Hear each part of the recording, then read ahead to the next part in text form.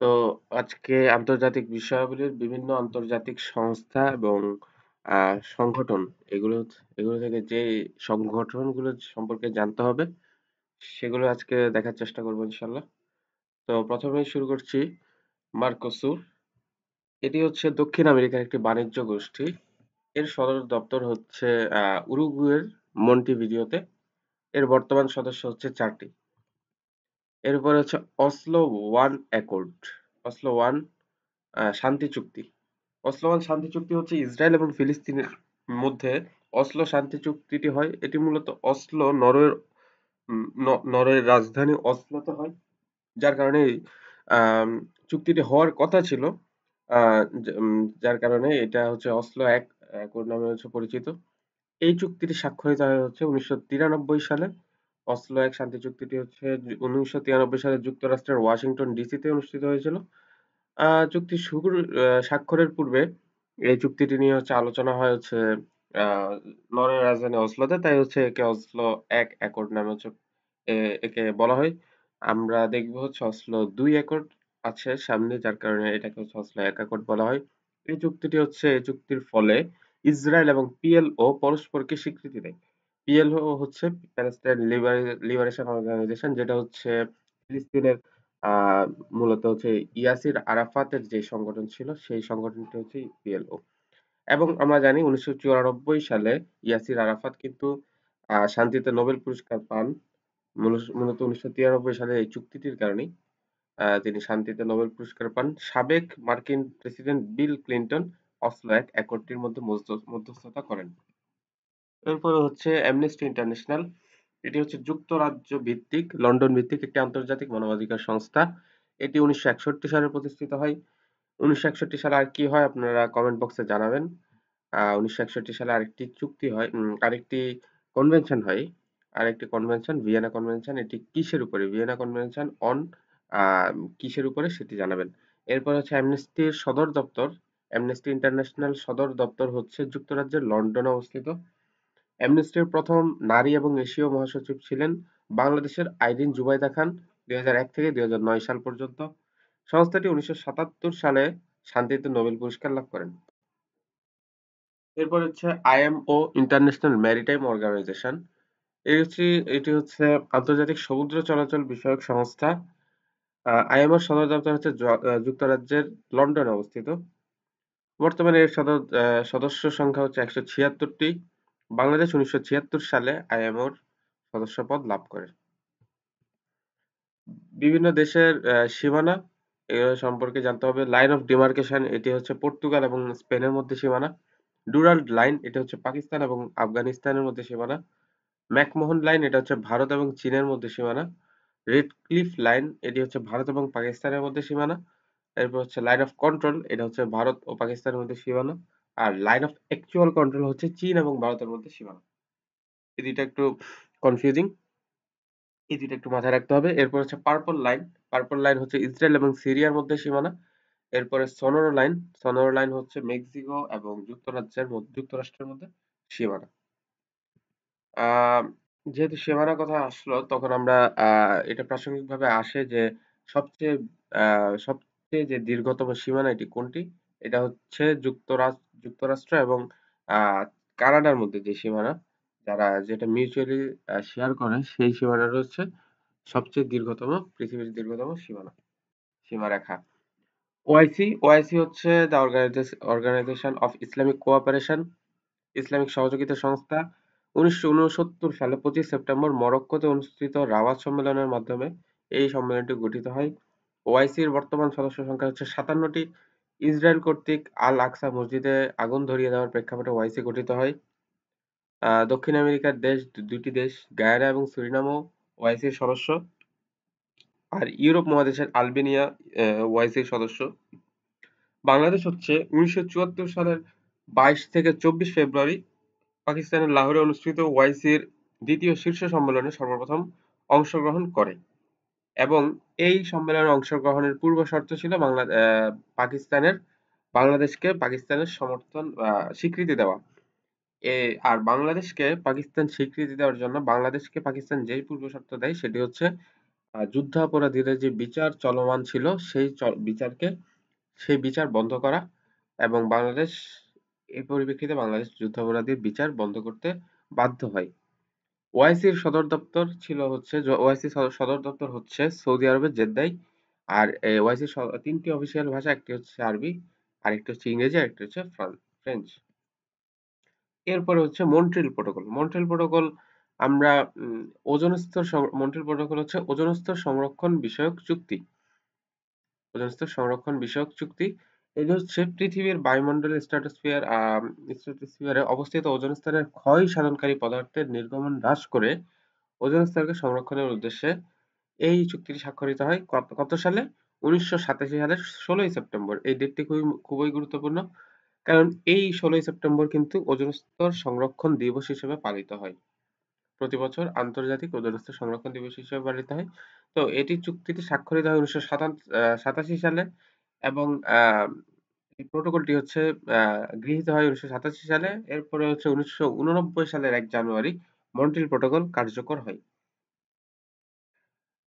Protocol, convention, চুক্তি এগুলো হচ্ছে কি, কোনটি কিরকম ক্ষমতা, এগুলি হচ্ছে ভিয়েনা কনভেনশন অন এটার উপর একটা ভিয়েনা কনভেনশন অন ট্রিটিস একটি চুক্তি আছে, একটা কনভেনশন আছে।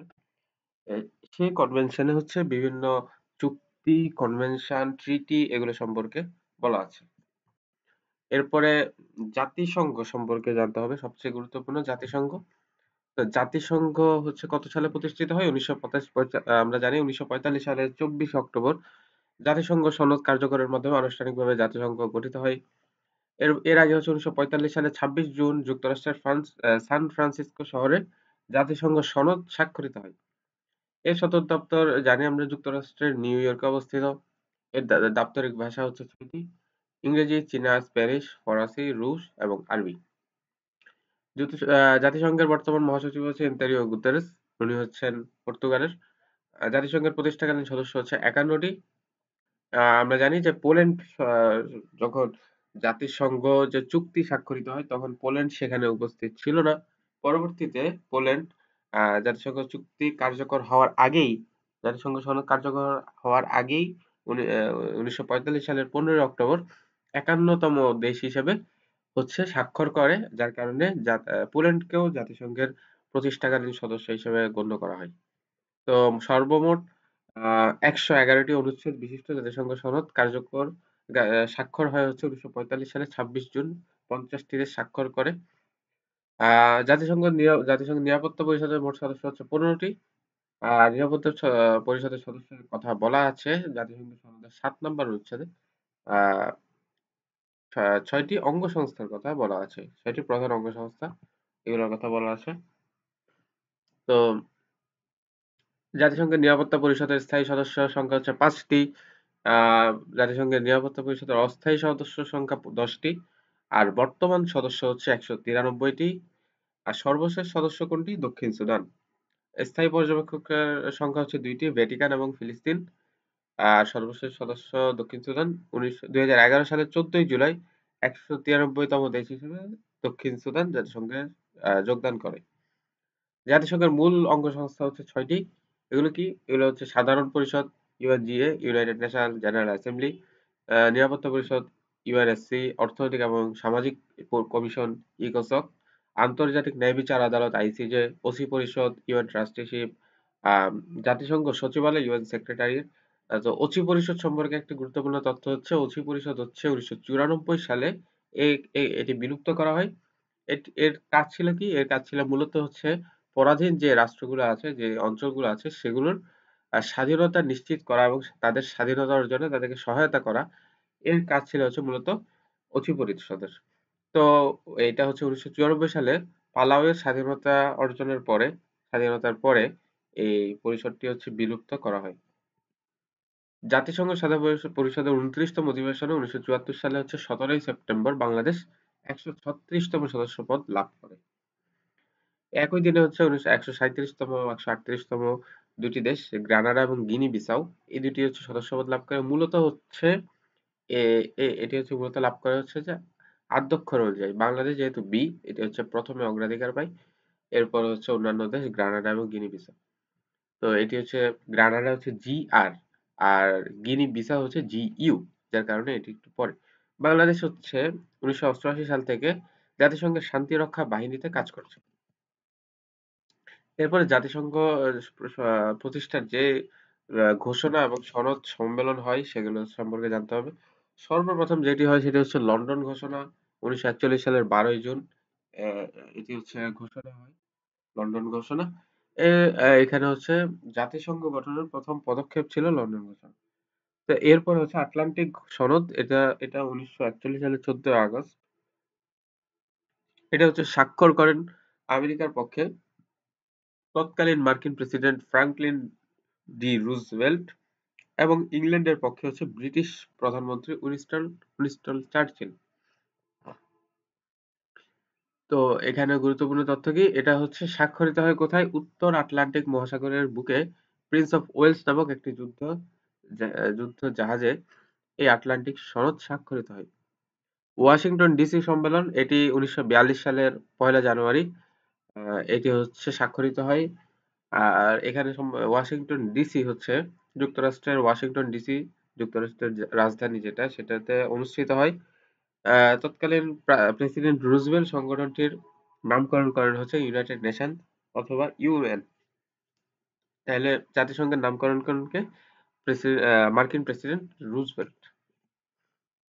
এরপরে মস্কো সম্মেলন হয়। মস্কো সম্মেলন 1943 সালের 30 অক্টোবর এই সনদটি হচ্ছে স্বাক্ষরিত হয়।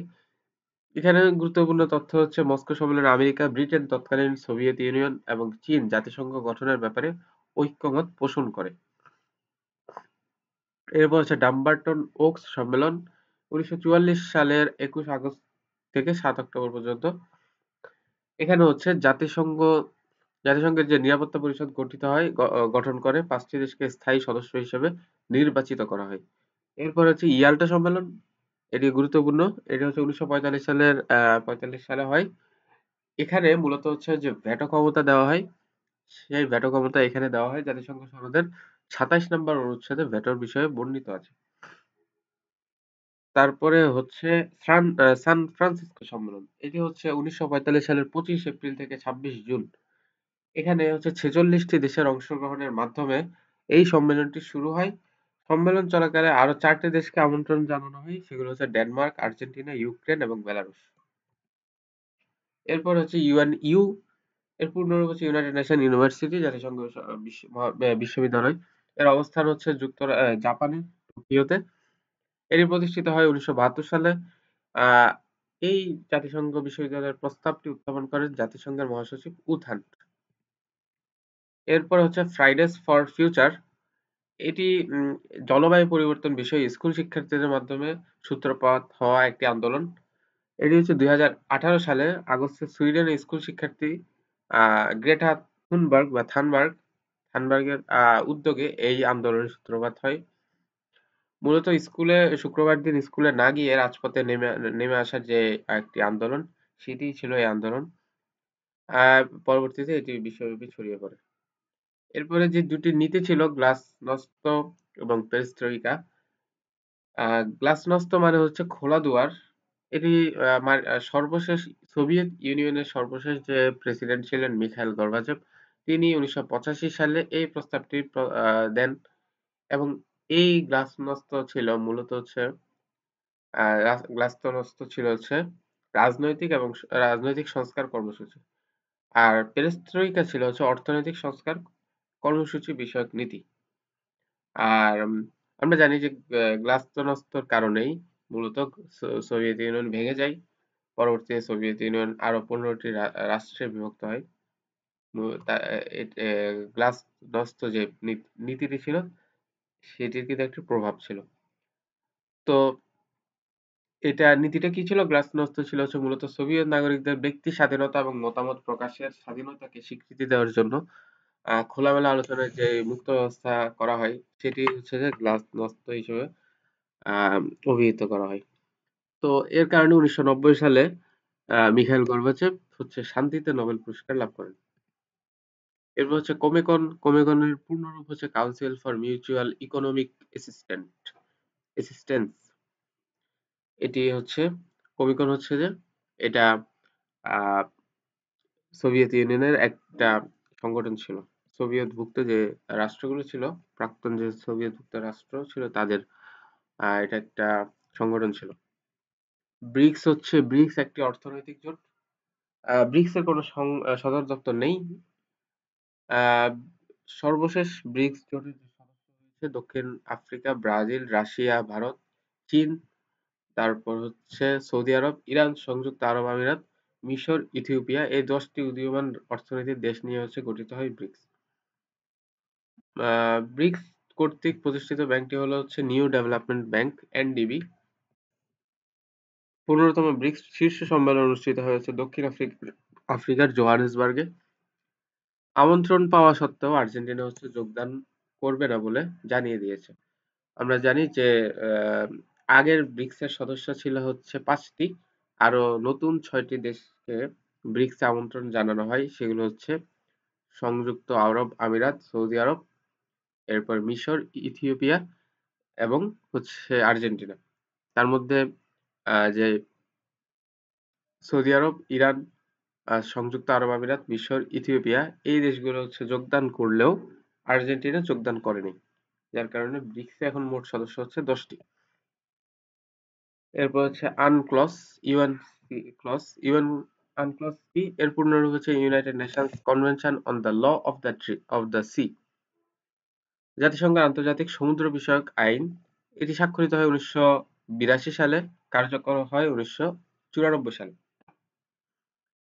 আহ, এখানে চুক্তিগুলোর মূল বিষয় কি? মৎস্য শিকার, নৌ চলাচল, মহিষপান, গভীর সমুদ্রতল, বৈজ্ঞানিক গবেষণা, সমুদ্র দূষণের মতো বিষয়গুলো এই চুক্তির মূল বিষয়। 1982 সালে সমুদ্র আইন সংক্রান্ত কনভেনশন অনুযায়ী একটি উপকূলীয় রাষ্ট্রের মহিষপানের সীমা হবে ভিত্তি রেখা 350 নটিক্যাল মাইল। অর্থনৈতিক সীমারেখার দৈর্ঘ্য 200 নটিক্যাল মাইল।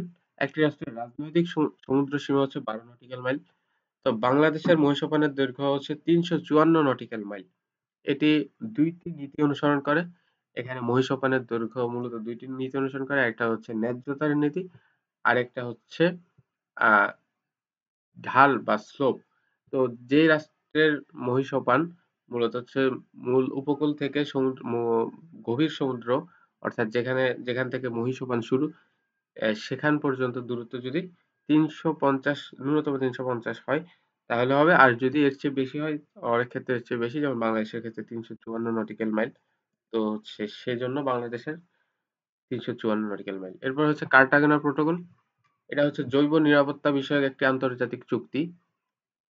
এটি কলম্বিয়ার কার্টাগেনাতে এই চুক্তিটি আলোচিত হয়। যদিও এই কার্টাগেনা প্রোটোকল গৃহীত এবং কার্যকর হয়েছে কানাডার মন্ট্রিল শহরে। চুক্তিটি স্বাক্ষরিত হয় 2000 সালে, চুক্তি কার্যকর হয় 2003 সালে। অনুমোদনকারী দেশ 173টি। বাংলাদেশ স্বাক্ষর করে 2000 সালে এবং অনুমোদন করে 2004 সালে। বিভিন্ন আন্তর্জাতিক দিবস। বিশ্ব প্রাণী দিবস 4 অক্টোবর। 23 মার্চ বিশ্ব আবহাওয়া দিবস। এরপরে বিশ্ব বন দিবস 21 মার্চ। বিশ্ব মুক্ত গণমাধ্যম দিবস 3 মে। জাতীয় উৎপাদনশীলতা দিবস 2 অক্টোবর। বিশ্ব নারী দিবস পালিত হয় আমরা জানি 8 মার্চ। তামাক মুক্ত দিবস 31 মে। বিশ্ব ধরিত্রী দিবস 22 এপ্রিল। এটা ধরিত্রী সম্মেলন যেটি হয় ব্রাজিলের রিও ডি জেনেরিওতে 1992 সালের 3 থেকে 22 মার্চ সম্ভবত।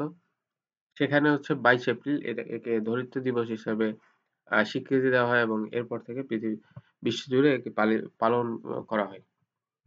এরপর বিশ্ব শিক্ষক দিবস 5 অক্টোবর। বিশ্ব তুলা দিবস 7 অক্টোবর।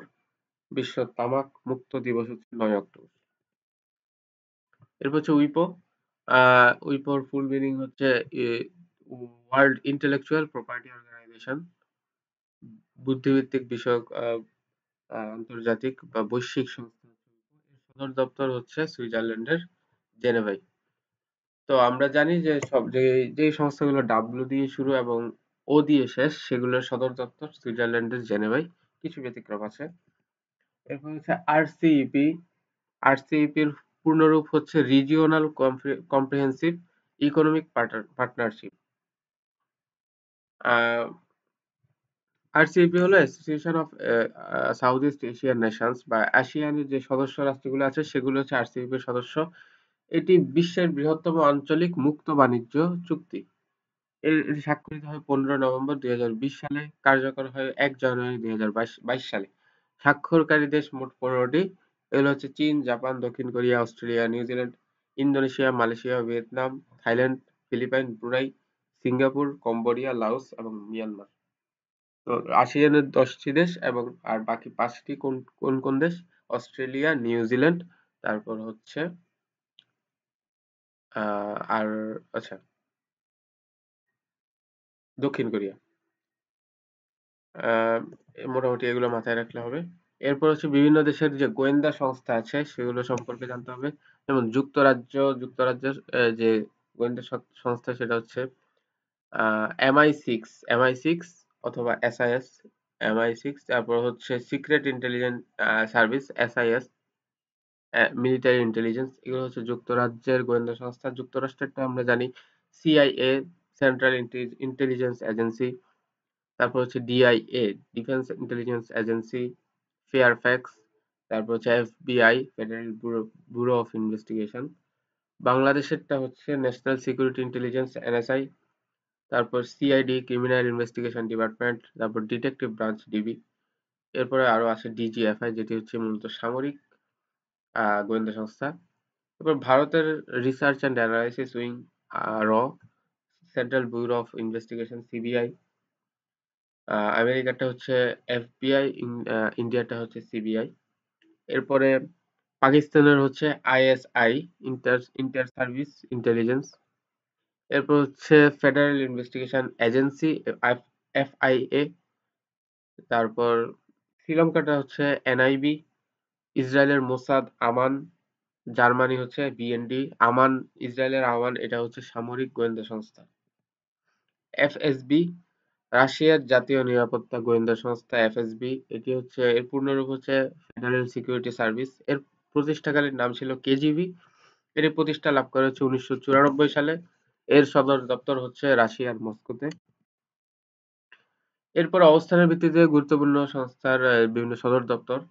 তো জেনেভা হচ্ছে অনেকগুলি গুরুত্বপূর্ণ সদর দপ্তর আছে, যেমন WLO, WTO, অর্থাৎ প্রথমে W লাস্টে 0O, WLO, WTO, WHO, WMO, তারপর উইপো, ILO, ITU, এরপর হচ্ছে ITC, তারপর অক্টাড, UNCTAD, অক্টাড, United nation convention trade and development. এরপর হচ্ছে UNITAR, ইউনিটার, তারপর UNHCR। এগুলো হচ্ছে সদর দপ্তর জেনেভায়।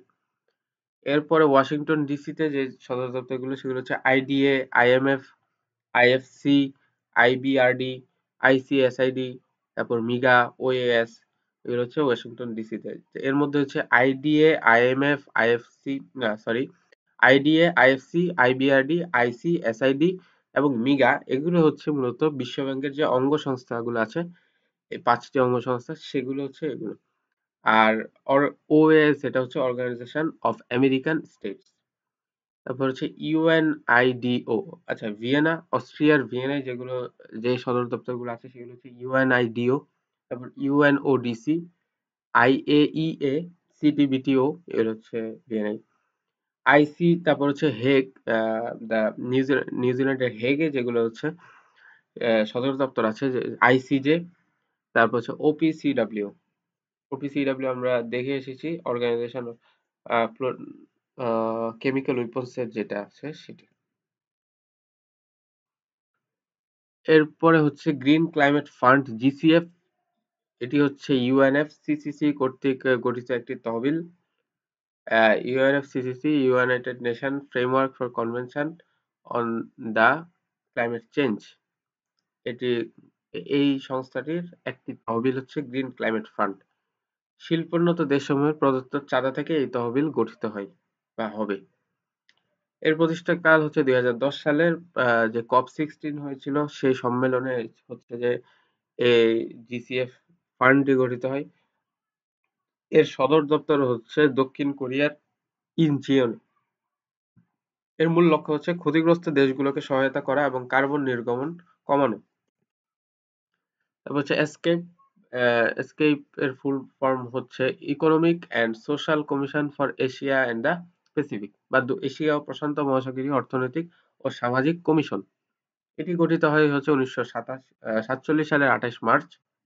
এর সদর দপ্তর হচ্ছে থাইল্যান্ডের ব্যাংককে। এর বর্তমান সদস্য হচ্ছে 53টি। এরপর হচ্ছে আর্থ সামিট বা ধরিত্রী সম্মেলন।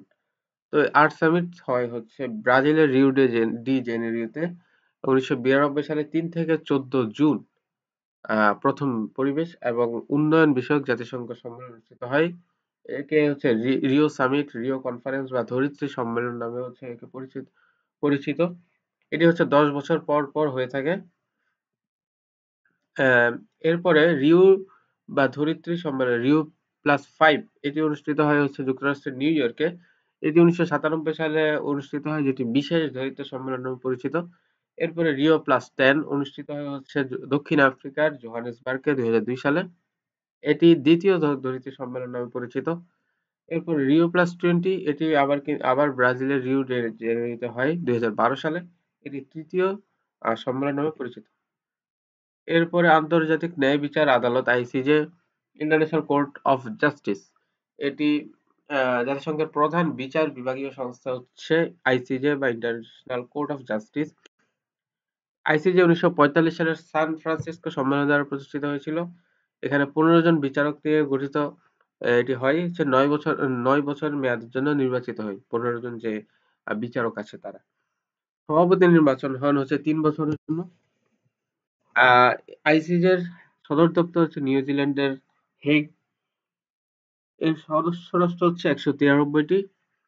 এই আদালতটি মূলত গণহত্যা, যুদ্ধাপরাধ, মানবতার বিরুদ্ধে অপরাধ ইত্যাদি অপরাধের জন্য দায়ীদের অভিযুক্ত করে থাকে। ফিলিস্তিনের যে গণহত্যা, গাজায় যে গণহত্যা অপরাধ, এখানে ইসরায়েলের বিরুদ্ধে আন্তর্জাতিক বিচার আদালতে মামলা দায়ের করেছে হচ্ছে দক্ষিণ Africa. New development bank NDB, এটি একটি আন্তর্জাতিক আর্থিক প্রতিষ্ঠান। ব্রিক্স দেশসমূহ দ্বারা গঠিত একটি বহুমুখী উন্নয়ন ব্যাংক। পূর্বে ব্যাংকটি ব্রিক্স ডেভেলপমেন্ট ব্যাংক নামে পরিচিত ছিল। এর সদর দপ্তর হচ্ছে চীনের সাংহাইয়ে। বিভিন্ন দেশের যে আইনসভা আছে সেগুলো কোনটি কি নামে পরিচিত? যেমন ইরানের আইনসভায় এটি হচ্ছে মজলিস নামে পরিচিত। এরপর আফগানিস্তানের আইনসভা হচ্ছে লয়া জিরগা। পাকিস্তানের আইনসভা মজলিস ই শুরা। পিপলস মজলিস, এটা হচ্ছে মালদ্বীপের আইনসভা। কংগ্রেস হচ্ছে যুক্তরাষ্ট্রের আইনসভা। ইসরায়েলের আইনসভা হচ্ছে নেসেট। ডায়েট হচ্ছে জাপানের আইনসভা।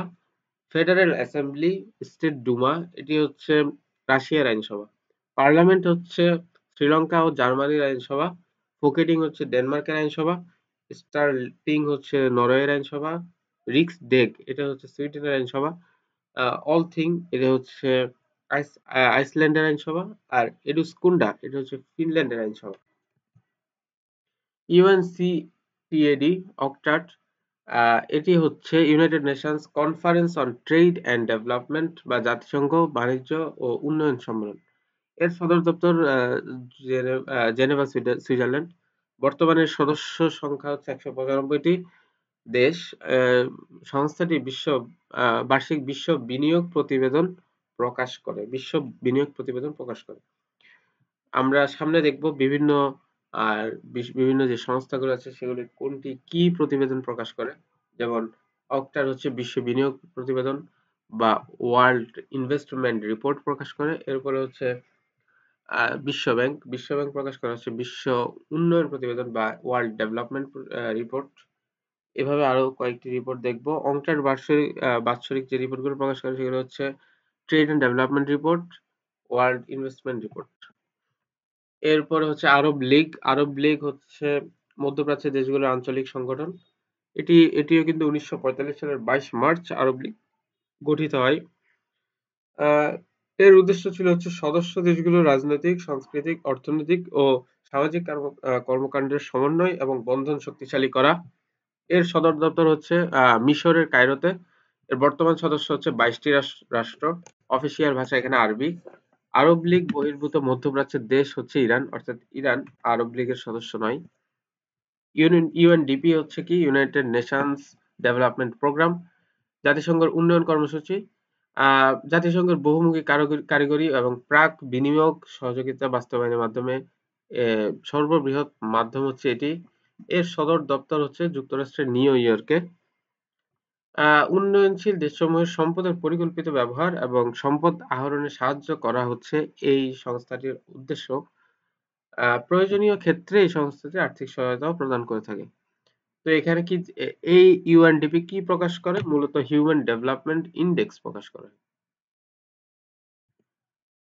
G20 বা গ্রুপ অফ 20 এটি কি? এটি হলো বিশ্বের আন্তর্জাতিক অর্থনৈতিক সহযোগিতার প্রধান ফোরাম। এর কারণ কি? কারণ হচ্ছে বৈশ্বিক অর্থনৈতিক ও আর্থিক সমস্যা নিয়ে এটি আলোচনার জন্য গ্রুপ অফ 20 বা G20 এটি প্রতিষ্ঠিত হয়। সদস্য দেশ হচ্ছে 20টি। এটি প্রতিষ্ঠিত হয় 1999 সালে।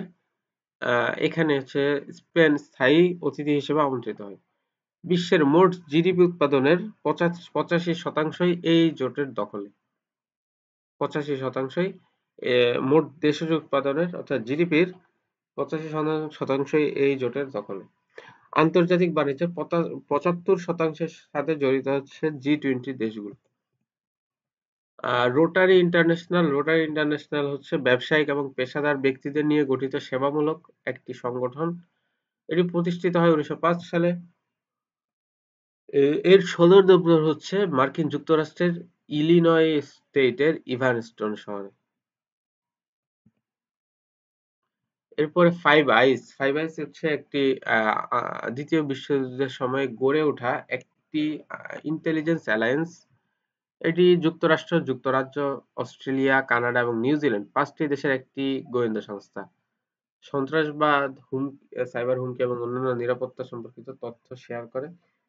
তো এটি হচ্ছে অনেক একটি ইন্টেলেকচুয়াল একটি আহ, আহ, কি বলে ইন্টেলিজেন্স অ্যালায়েন্স গোয়েন্দা সংস্থা। এটি মূলত যে এর সদর দপ্তর এর সদস্য যে রাষ্ট্রগুলো আছে সেই রাষ্ট্রগুলোও জানে না যে কার্যক্রম কিভাবে পরিচালিত হয় এবং এখানে কিভাবে কার্যক্রম পরিচালিত। এরপরে হচ্ছে এশীয় উন্নয়ন ব্যাংক বা এশিয়ান ডেভেলপমেন্ট ব্যাংক। এর সদর দপ্তর হচ্ছে ফিলিপাইনের ম্যানিলায়। বর্তমান সদস্য হচ্ছে 68টি দেশ। এশীয় উন্নয়ন ব্যাংকের লক্ষ্য হচ্ছে কি এশিয়া এবং প্রশান্ত মহাসাগরীয় অঞ্চলে সামাজিক এবং অর্থনৈতিক উন্নয়নকে উৎসাহিত করা। বাংলাদেশ এশীয় উন্নয়ন ব্যাংকের সদস্যপদ লাভ করে হচ্ছে 1973 সালের 14ই মার্চ। এশীয় উন্নয়ন ব্যাংকের ভাইস প্রেসিডেন্ট হিসেবে নিয়োগ পাওয়া প্রথম বাংলাদেশী হচ্ছে ফাতিমা ইয়াসমিন। কপ সম্মেলন, কপ কনফারেন্স এটি হচ্ছে জলবায়ুতে মানুষের সৃষ্টি ক্ষতিকর প্রভাব মোকাবেলায় 154টি দেশ 1992 সালে জলবায়ু পরিবর্তন বিষয়ক জাতিসংঘের ফ্রেমওয়ার্ক কনভেনশনে স্বাক্ষর করে। জলবায়ু পরিবর্তন বিষয়ক সম্মেলন কপ কপ বা কনফারেন্স অফ দ্য পার্টিস প্রতি বছর অনুষ্ঠিত হয়। এখানে হচ্ছে আলোচনা করা হয় কিভাবে ক্ষতিকর প্রভাব কমিয়ে আনার উপায় অর্জন করা যায় এবং কি অগ্রগতি হয়েছে তা পর্যবেক্ষণ করা। 2024 সালে আজারবাইজানে যে COP29 এটি অনুষ্ঠিত হয়েছে। COP30 2025 সালে ব্রাজিলে অনুষ্ঠিত হবে। এটি এরপরে হচ্ছে বিভিন্ন দেশের সংবাদ সংস্থাগুলো সম্পর্কে জানতে হবে। তো বাংলাদেশের সংবাদ সংস্থা হচ্ছে বাসস। এটি হচ্ছে মিডিয়া সিন্ডিকেট আছে বাংলাদেশের একটা সংবাদ সংস্থা। এরপরে যুক্তরাষ্ট্রের সংবাদ সংস্থা হচ্ছে AP, associate press, voice of America, cable news network, CNN.